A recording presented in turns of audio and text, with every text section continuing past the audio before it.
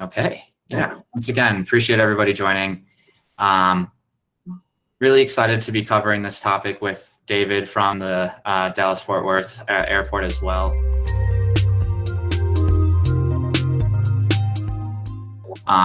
So for a quick round of introductions, I'm an account executive, Google Workspace specialist here with the Cloudbakers team. Been with the team for just about 3 years now. And we've also got David joining us from Dallas-Fort Worth, like I said, covering some of their use cases and the case study that they've had using AppSheet. And really excited to get into that story and kind of covering that first. Quick introduction though, just of Cloudbakers as a whole and kind of how we fit into this whole picture. Some of you know us, some of you don't, but Cloudbakers is a Google Cloud Premier partner. Essentially what that means is we are the implementation services arm for organizations, helping them get the most from their Google investment. We are specialized in 4 areas: application development, data analytics, infrastructure, and then the last one being work transformation, which is a fancy marketing term for Google Workspace. AppSheet does fall under the Google Workspace umbrella. So really excited to be covering that, but it does tie into the data analytics piece as well, obviously, as we will discuss that moving on. Getting into the agenda here, we'll be doing a brief overview of AppSheet as a whole, letting you know what it is as a tool and how other organizations are leveraging it. From there, I'll be handing it over to David to cover, once again, their use case of how they're leveraging AppSheet to help with their applications there. And then we'll get into the final pieces of how Cloudbakers can help with AppSheet and provide our level of expertise there. And then, like I said, throughout the webinar, definitely feel free to send in questions to the chat and the Q&A functionality, and we'll address them there at the end of the webinar. Okay. So really, just to cover AppSheet as a whole, there's 3 main things that we want to make sure that we're covering and really provide insight into why AppSheet is so powerful for businesses. The 3 things here are going to be helping reducing that burden on the IT team, automate existing processes and your data stores, as well as empowering your line of business end users with no-code development. So as a whole, AppSheets with the no-code platform here, you're able to turn the data that you're already collecting and the processes that you're already going through and really make it automated and allow specific departments to take control of tailoring the solution to their needs. Why is this so powerful? Really kind of we're taking a step back and thinking about how businesses are handling some of these things at the moment. Either tracking it with pen and paper, you lose that inefficiency and the visibility across the entire board, and that data is not able to talk to other areas of the business and provide that. To potentially using forms and spreadsheets, which is really awesome, but can quickly scale too big and become difficult to track. So it has scalability issues, and really it depends on the end user to keep it up to date and making sure that they are able to take full advantage of it. The other scenario that we're running into is trying to have a team in-house or a third-party organization help develop applications custom. Doing a full stack engineering team to develop it does take time and cost to develop it. And as you go to maintain and maintain that application with the versioning and debugging later on, it can become inefficient and cost ineffective later on, as well as just, it becomes inflexible to make those changes later. And then purchasing external solutions as well leads to large tech stacks, shadow IT issues, and then it's never going to be able to be completely customized to your organization's specific use track there. So these are some of the common use cases that we've seen AppSheets being utilized for and how we've helped other organizations. This is by no means an exhaustive list, but definitely some key ones that we always like highlighting here is inventory tracking to maintenance requests, task tracking, things along those lines, to a QPC tool for developing a quote. There's a lot of different ways that you can take this, and really, once again, kind of coming back to allowing each smaller teams to kind of take control of those moments where they're saying, like, they're going over to IT and saying, we have this information, we want to do X, Y, and Z with it. And leveraging AppSheet allows them to kind of take control of that and customize this tool without needing that coding background to be able to customize that application for them. In addition, AppSheet is really awesome for frontline workers, with it having offline capability, caching that data and then being able to sync it back up once they get a connection again. So super flexible on that front. And last piece here, AppSheet being a Google Workspace tool, it was acquired by Google at the beginning of last year. It has been a tool and existing for 5+ years now, but it can meet you wherever your data is at right now and still allow you to take advantage of that flexibility of developing an application and automating your workflow really, really quickly. The other thing to note here too with AppSheet is you can develop, like we said, with the departments, they can develop their own applications, but we can still have that information talking to each other and keep a central place of location for that ongoing analysis. So that visibility across the board and that data governance, you're not losing that control. Okay. So getting past that, hopefully we have a pretty good understanding of AppSheet and some of its capabilities at a base level. But I know David's going to be covering it on a much more detailed level, showing some of these actual use cases that they've been covering. And I'll hand it off to you, David, to introduce yourself and start taking a deep dive into that. Hi, everybody. I'm glad to be here with you this afternoon. Really excited to talk with you about some of the solutions that we've come up with here at DFW that I've been able to help provide our Department of Public Safety and our emergency management program for some pretty big public safety issues. So my background, of course, U.S. military. I was Air Force for 20 years, retired. I had a very strange job in the military, which required me to be a different specialist at every mission that I was undertaking. So I ended up getting this really broad tool belt full of tools, skill-based, project management, process improvement, tech. All of it was kind of required for me to do what I needed to do for the teams I supported. And so, interestingly enough, when I transitioned to the civilian side and came to work here at DFW, I was well positioned to start solving problems with low complexity technological solutions that can solve some pretty simple things. So when I arrived here at DFW, and I'm going to run you through a couple of different applications we have. Really, it's 4, but I kind of say 3 because 2 of them are very, very closely related. And each of them on their own could be a standalone 1 or 2 hour seminar. But because I like all of you, I'm going to squeeze it into 20 minutes. So I'm going to give you the really high 30,000 foot view. But suffice to say, when I arrived here, I was kind of trying to understand the problems at the airport, trying to understand some of the risks of the large situations that could happen, plane crashes, tornadoes, terrorist events, things that can happen at an airport that'll be my responsibility to manage, and understanding how it was going to be done.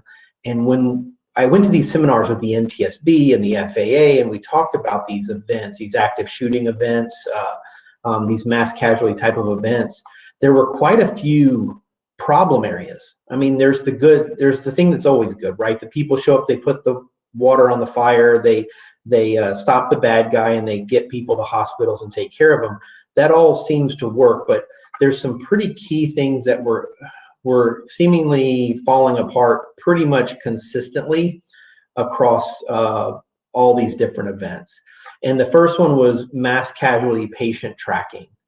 And what that basically means, I think if we jump down, well, let's jump down to the next slide. So if you look at types of events where there's mass casualty, so Pulse nightclub shooting, Las Vegas shooting, concert shooting, the Asiana plane crash, any of these types of events are extremely chaotic. You're dealing with a lot of unknown and uncertainty. First responders are coming into a dangerous situation. A lot of people are hurt, injured, and need help. And you're trying to care for them and rapidly get them away from the danger and to help. And so what happens is a lot of the times this process is being completed with paper and strips of paper and markers and whiteboards is the way it's being done almost universally across the United States, right? This isn't a one-off. If you go to anywhere, whatever town you live in, stop by your fire department and ask how they do mass casualty or watch an exercise sometime. You're gonna see guys with a whiteboard and strips of paper managing a mass casualty incident. And to me, that was kind of surprising, you know? And when we talked about those pain points, I went to those subject matter experts.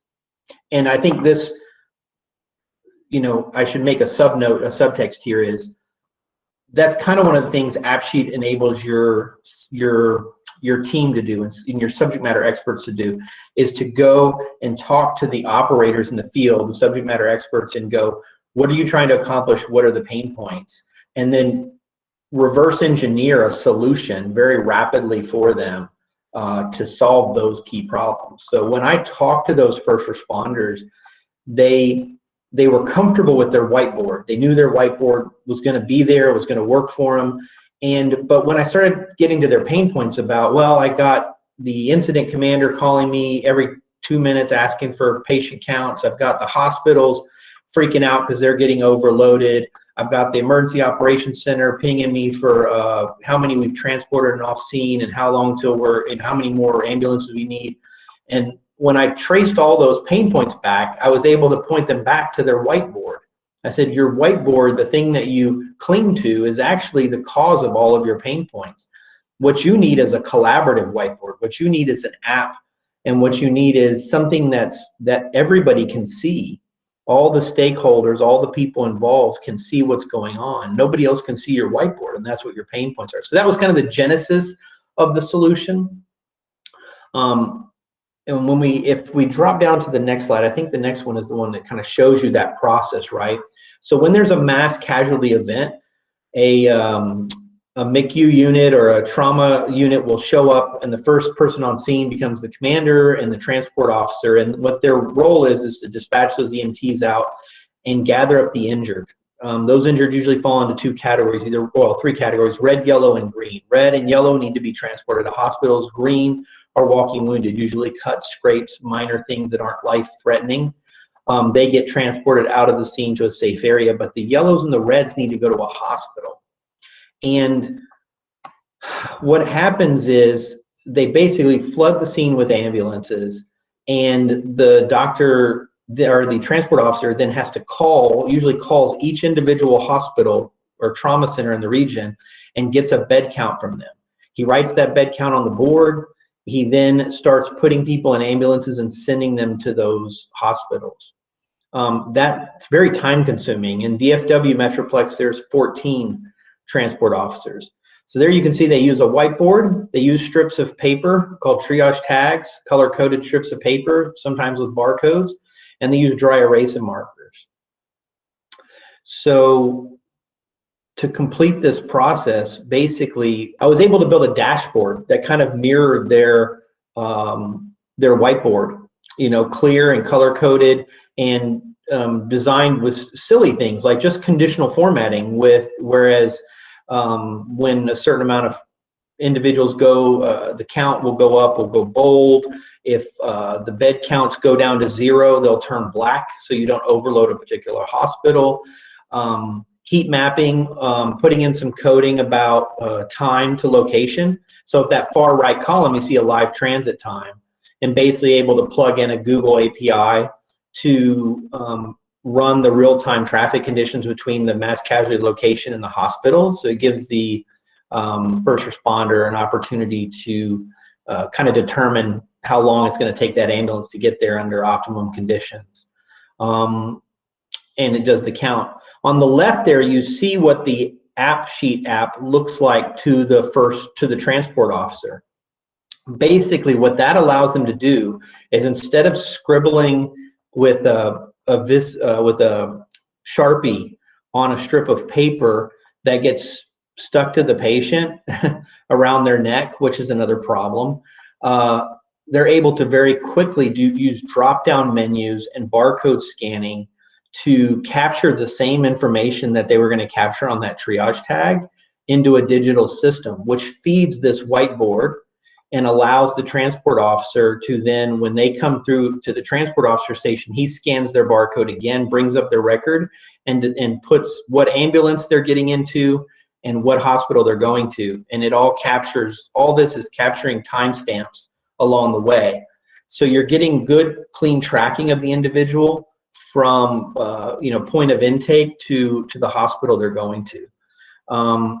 This allows you not to overload your hospitals. This allows the hospitals to update their bed counts in real time, because you can provide them a link to the back end to a portal that's just for their bed counts, so they can keep that up to date. And also, you can have this data talk to other apps. So I think we go to next slide. So in that scenario I showed you, there was reds and yellows. Those are transported to hospital, and that's what that first app is used for. And again, I'm going super fast. There's so many really cool details, and a lot of them are AppSheet driven, that make that app extremely powerful and very exciting to first responders, and not just first responders, but when I've kind of shown these suite of apps to Disney, American Airlines, Delta, Lufthansa, anyone who's seen it, their first question is, what is that and how do I buy it? And it's because it solves a big problem for these entities. You know, when it comes to brand protection and taking care of their customers and being able to do the right thing, sometimes companies get a black eye and they're kind of powerless. So if we could roll back to that Asiana crash that I was talking about in San Francisco, Asiana was fined $2 million by the FAA because they were unable to reunite passengers, victims with their friends and family. And it really was through no fault of their own. They don't transport people to the hospitals, but it was so chaotic with the language difficulties and with people's conditions and all that was going on. It took up to almost 2 weeks to reunite some people with their loved ones, which is, I mean, outrageous. Can you imagine how upset you'd be? Can we roll back one? Here we go. So when I showed you those reds and yellows, I also showed you those greens, right? So those greens are people that were injured, impacted. Say there was a plane crash and they go down the slide, they're in the section, they survive, they go down the slide, they're hurt, maybe they're a little bit burned, they're cut, they're scraped, they've left all their valuables behind, and now they're being taken somewhere. Well, here they're taken to what we call an impacted persons care center. And what we have is a team of trained individuals who've trained on this app. And what they do is they quickly capture some critical details about that person: name, age, nationality, just really quick demographic data, and take a picture of them, give them a registration barcode bracelet, and start capturing what their needs are. Do you need medicine? Do you need insulin? Do you need shoes? Do you need a jacket? Do you need a blanket? All the things that they might need. And then also capturing some information about potential family members and loved ones who need to be notified. So that's happening in one of those centers. And then if you expand that out in the modern world, right, these types of incidents are being reported. You know, if you look at the Asiana crash, literally I think it was 38 seconds or 42 seconds after the plane crashed, somebody had slid down the slide, turned around, and was live streaming it on like Twitter or Facebook. Right, that's how fast these types of incidents get out and reported. And what happens in the modern world is people will immediately go, well, I know my loved one was flying from such and such. They don't know what flight or what airline, but they think their loved one was flying, or they think their loved one might have been at that concert. And so they immediately start wanting to find out if their loved one was involved. And what we're able to do is we have a family reunification center, or FRC, and we have an AppSheet app that we use there that captures information about that person, right? Takes picture of them, asks a bunch of questions about them, and then also the person they're looking for, who they believe, what's their relation to them, what information, what do they look like, eye color, hair color, things of that nature. And then also allows them to upload a couple pictures of that loved one into the app as well. Now, what that does, so I haven't run out of time hopefully here, is all three of those apps, data is talking together on the back end. So people that were transported to hospital, people that were impacted, and their friends and loved ones looking for them. And you're able to make that data start to look for potential matches, look for similarities between age, sex, name, relationship type deals, start flagging the data for potential matches. And this, you're able to do this within minutes. When we did our last large scale exercise here in 2019, before the pandemic, we simulated 2 large aircraft colliding on the runway, and we had up to 200 actors spread out, injured, and we actually lined up 40 or 50 ambulances, and we transported people to hospitals using these apps, and we took people to the impacted persons care center as actors and loved ones as actors to the FRC, and we had them give information, give pictures, and tested our processes, and we were able to start reunifications within 25 to 45 minutes of the accident happening. We already had our first reunification flagged in the system, and then we have a QA process or QC process where we make sure for everybody's safety that it's an accurate match, right? Because the machine can only say, I think this is a match.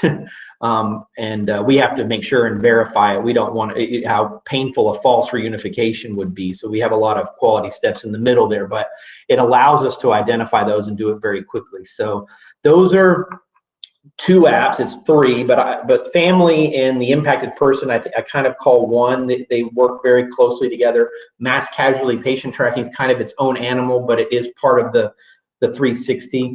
And the 4th one that I've been working on, I think we can go to the next slide. Or no, that's the reunification matrix, right? A very simplified version. You have your color codes there, your reds, your yellows, your greens, and then the oranges and blues are their emergency contact and their traveling companions.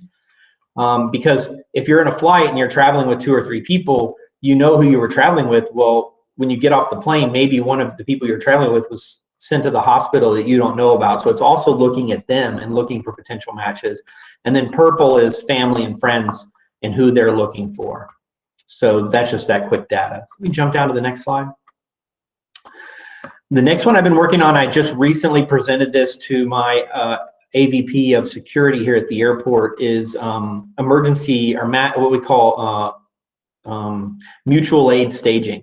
So in a very large event like that, a large shooting event, any of those types of deals, no single entity usually has the resources to solve that problem. And even if they did, you have the problem of you need to stage vehicles, right? So if you have a Vegas shooting, if every ambulance, police car, and fire truck in the whole Las Vegas Metroplex all descended to the scene, you would cause chaos. Nobody would be able to get out or in.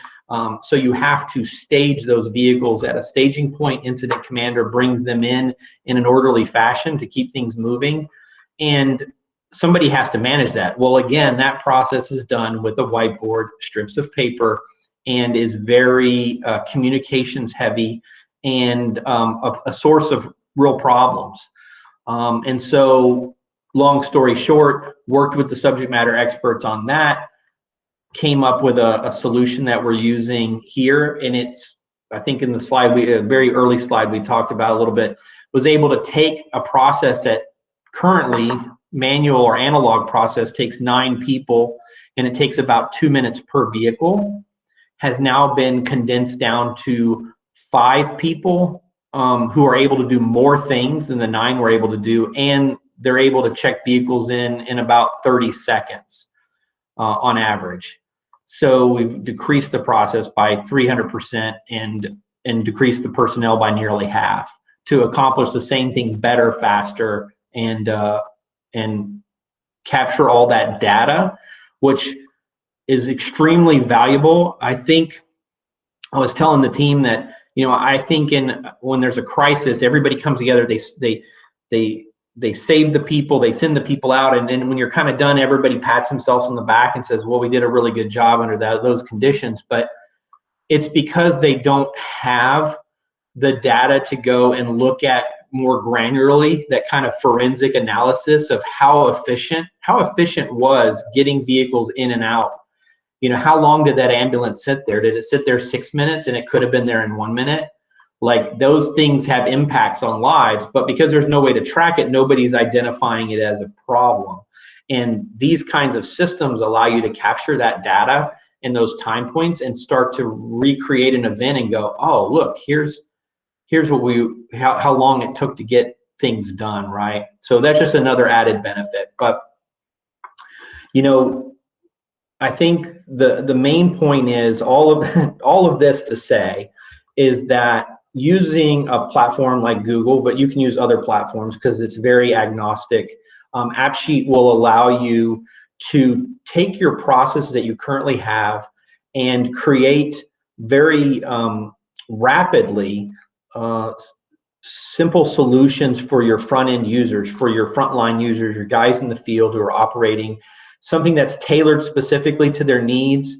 You know, when you're looking at first responders, you're like, okay, their hands are going to be in gloves. They need big fat buttons for easy drop downs. They need color codes. They need things to be able to work even if there's no internet connectivity, right? So AppSheet allows you to work offline. So if those guys are in a field situation and they don't have any internet, they can still track patients. And as soon as they get back to connectivity, all the data comes in. That gives them the peace of mind that nothing's getting lost, which is one of their big fears and one of their reasons why they want to use a whiteboard and grease pencils. Until I tell them, yeah, but what about the big fire guy who, oh, let me squeeze by here, and he squeezes by and his jacket rubs your whole whiteboard clean. Like, there's always risk, right? But this is a lot more resilient than that. So I'm sure I've left something important out, but we have time for questions, and I'll chime in if something pops back in my head. But I'll turn it back over to Curtis and his team. Yeah, and David, I think something else that's pretty powerful to mention here too is the ability for you to turn around a beta to be able to start testing and implementing these changes. And what was it, in about a week? Oh, absolutely. I mean, people are completely blown away. So when I did this demonstration of the mutual aid staging, right, for the AVP, I had put a lot of time into it. And I knew it was good. I knew it was right. But of course, everybody has sort of their own little designs and desires. He had 2 little takeaways. Oh, I wish it had this, or I wish it would do that. I literally wrote them down on a piece of paper, walked out of the meeting. 5 minutes later, I'd made the changes that he wanted, and it was done. Same thing when when it was doing proof of concept, right? I was able to very quickly, within a day or so, build out a patient tracker, then take that over to an old school fire battalion chief, a medic, and a transport officer, and go, what's wrong with it? What's not right? Well, I want it to do this. I need all the hospitals to be in this order specifically, because those are the ones I'm going to do, and I'm like, all right, cool. Shift, move things around, and if there's a little bug, you're able to jump back and fix it. So you're able to go from an idea of what you want to do to a beta for a solution, to a proof of concept, really, to go back to your subject matter experts, to have them tweak it within a day, and you're able to move the process along so much faster, and people get really excited about it. Because I see in the airport environment, I saw a lot of people very sort of kind of uninspired to work on it because they thought it was going to be, a 6-month IT project that they would never see the end result, or you know what I mean. It wouldn't be exactly what they wanted, right, or anything like that. Whereas with this, they very clearly got to see, oh, my input is going to make it directly into the app like instantly. So any barrier or resistance to use kind of melts away because they then have ownership, right? Yeah. Okay. And then I see that there are some questions coming through. Last quick note here too, and kind of piggybacking off of what you were just saying there, David. Ways that cloud bakers can help organizations kind of start seeing if they can implement AppSheet here is through some of that rapid prototyping and getting an MVP in place so that you can start testing it with the end users and reiterating upon those changes.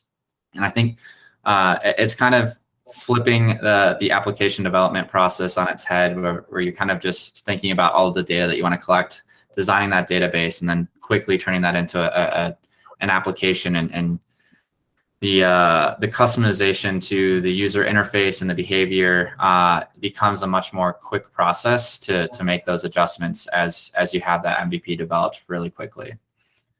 The other piece of it too is doing more so of an in-depth AppSheet discovery, where we're going to meet with your team to kind of design out what that database is going to look like and design out those workflows. So we discuss that and then provide that architecture review for you.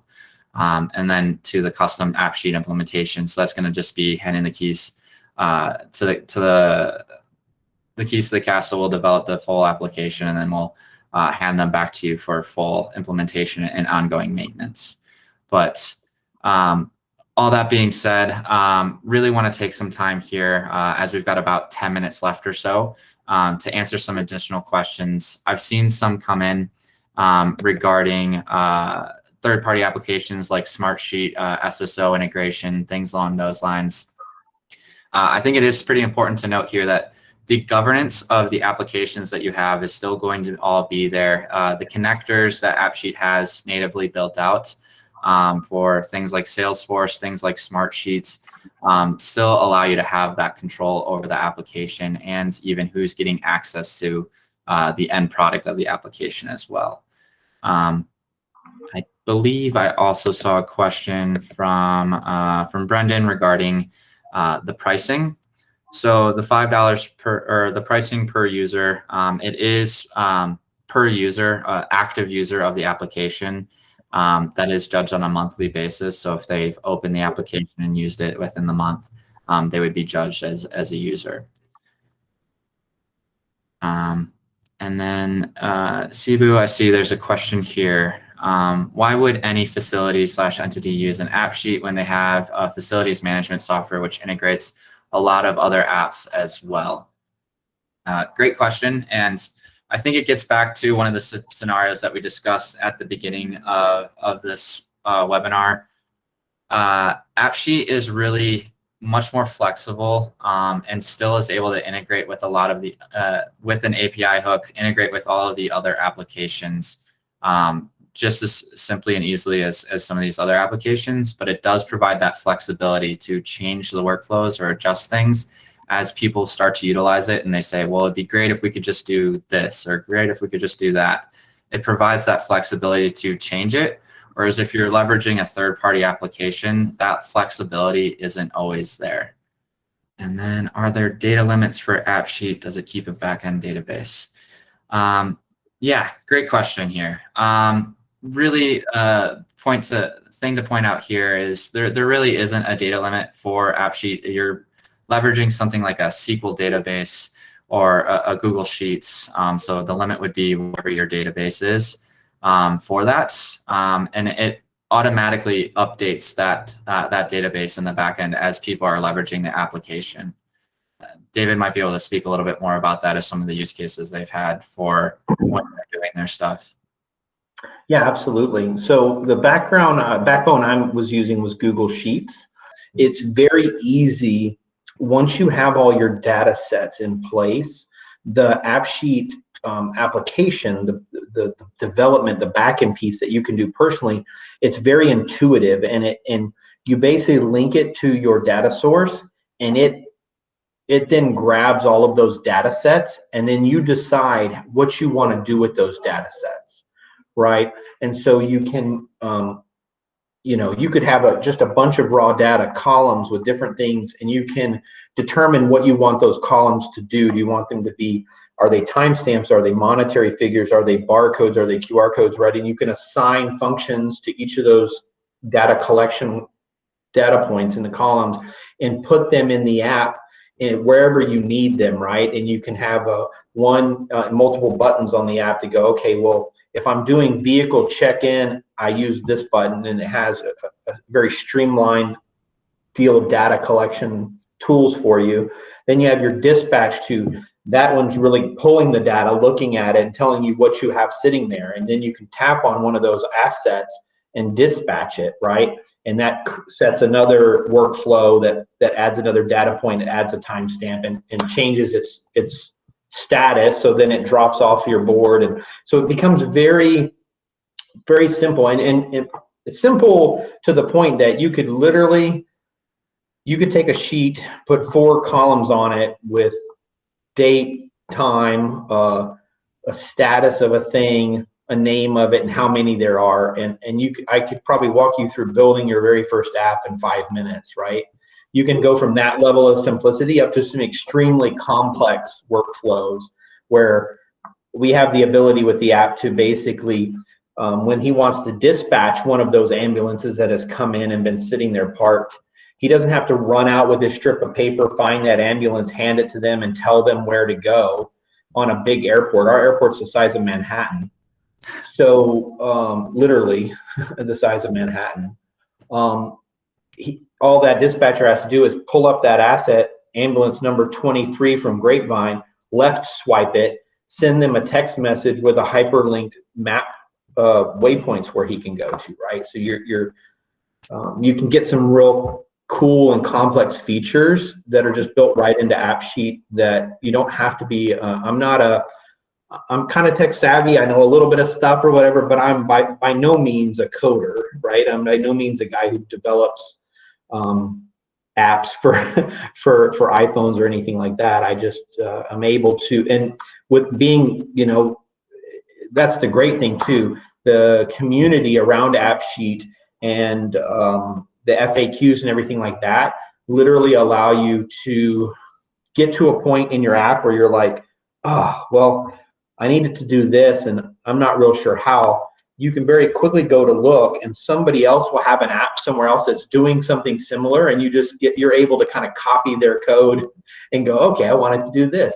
And you get a facsimile of that, and then you can tweak it and adjust it. So it's, I found that I haven't run into anything that it can't do for me yet, really. Yeah. And Liz, I saw one last question from you as well. Are there pricing discounts for companies who use Google Workspace? AppSheet is a version of AppSheet Pro is available on Enterprise Plus. It is already a part of that license type. The other licenses does have AppSheet Free available. So there are some ways for you to start leveraging the tool and testing out POCs. And then as you start to become more database agnostic or wanting to leverage some of the other API connector functionality, that's when seeing what some of the other AppSheet licenses would be available for. And I would say from our standpoint, I mean, I'm absolutely, killing it in the game here because, typically emergency management is this black hole of money, right? Emergency occurs, you throw money at the problem until the problem goes away. The problem in a city or a jurisdiction, that's taxpayer money. They're fine with that, right? They're not heartburned at all, right? They'll spend the taxpayers' money to do that. But in a business, you're a loss leader and you don't get a spot at the table. But with AppSheet, I've been able to field prototypes, get to that MVP type product for literally nothing but time and energy. And then once it gets the approval, once it gets the thumbs up, these 4 apps that I showed you are all hosted, and they only cost me about $50 a month to host each app, because I'm not trying to put it out on iTunes and sell it to a bunch of people. I'm using it for an internal business process. The cost benefit is tremendous, right? I'm able to host 4 life-saving, life-changing, brand-protecting apps for $200 a month. Right. Yeah, and then I believe Hayden from the AppSheet team has joined us as well. So Hayden, do you mind providing a little bit more clarity around how the databases are connected and how AppSheet kind of acts as that interface or that user interface and still feeds back to the databases? Yeah, sure, I can speak to that briefly. So AppSheet tries its best to be completely data source agnostic. We want to be able to connect to your data wherever it lives. So whether that's being surfaced through an API or a Cloud SQL database that's under your management, we're able to connect to all of them. And AppSheet is not actually hosting your data. We're just establishing a connection to your existing data sources and then surfacing that data through an app to be manipulated and to feed into business process workflows. So there is no upper limit on the amount of data that you can connect to an AppSheet app. We're only limited by the data limits of the source that you choose. So a performative SQL DB has arbitrarily high data input output limits, whereas something like a Google Sheet, I believe, has like a data limit of something like 100,000 rows. Yeah. So that's all contingent on the choices you make for a data source. Okay. I hope that helps a little bit. Yeah, absolutely. And I think we might have one last question as far as AppSheet being compatible with cloud servers like AWS and Azure, things along those lines. Hayden can definitely respond to that, but as we had a slide earlier in the webinar, it is, like Hayden just said, fairly database agnostic and can connect with AWS and Azure as well. Absolutely, yeah. There's no need to migrate your database to something GCP hosted. We can connect to it wherever it lives. We're totally ambivalent about whether it's on AWS or on Azure. We can connect to it just the same. Okay. All right. Well, I know we're coming up to end of time here, and I do want to make sure that we are able to address some of the questions. So if you weren't able to have your question answered here today, you can definitely feel free to reply back to the email that we send out with the recording, and we're going to be happy to address those questions on a one-to-one basis.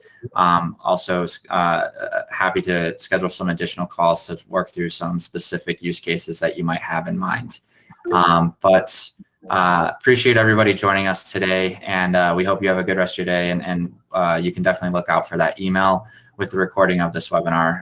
Once again, thanks Hayden, thanks David for joining us and sharing these stories with us. Yeah, absolutely.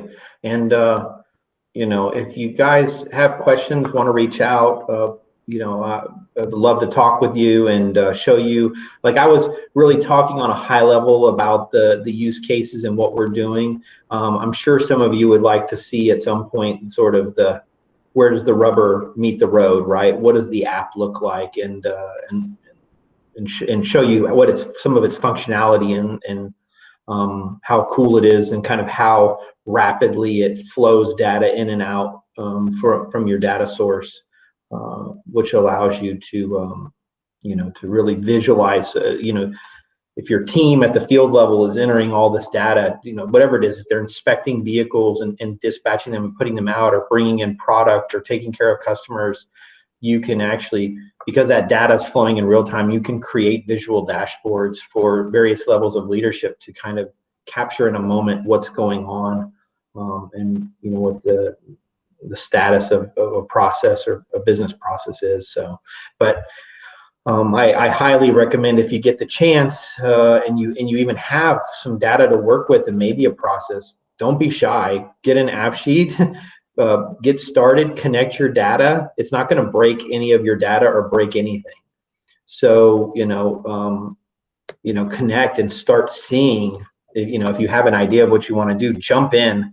Don't be intimidated, because it is quite user friendly. It's quite a user-friendly platform. So, okay. All right. Well, yeah, once again, thanks everybody. And we hope you have a good rest of your day. Take care. Be safe.